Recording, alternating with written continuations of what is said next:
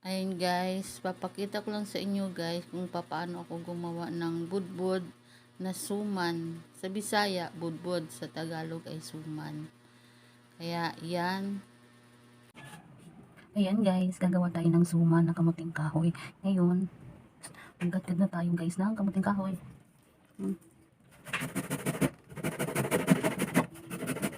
Ang hirap kasi maliit lang yung ating bigaran. Ito. Ang hirap talaga. Pag gusto kumain ng suman, gagawa ka ng paraan. So ayan guys, ilagay na natin yung asukal. Mag-umpisa na tayo gagawa ng suman. Tapos lagyan natin ng buko. Lagay natin guys yung buko. Ayan. Tapos asukal.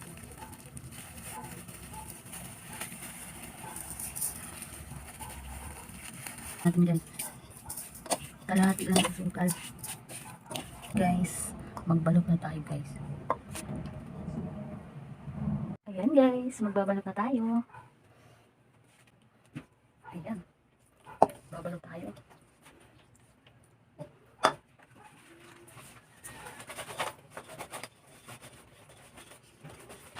Lalaki. Mataba. Naalala ko noon. Sa probinsya pa kami. Nagturo sa amin magbalot ng mama ko.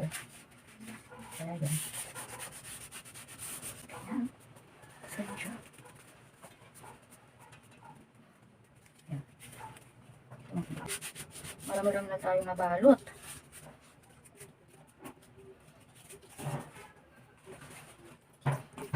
Masarap to kasi may buko.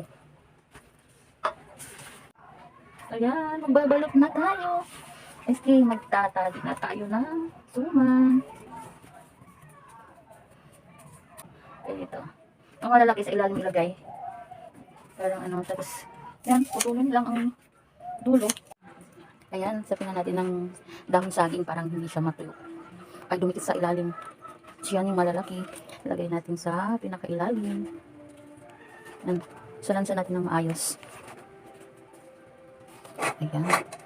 Sa kawali ko lang siya iluto. Okay na guys, nalagyan na natin ng tubig guys. Salang na natin guys.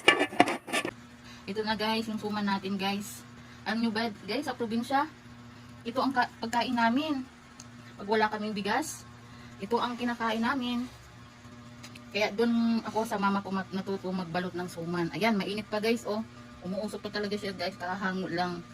Eh yan, ako, marunong din gumawa ng suman. Dahil tinuruan ako ng mama ko kung paano magbalot.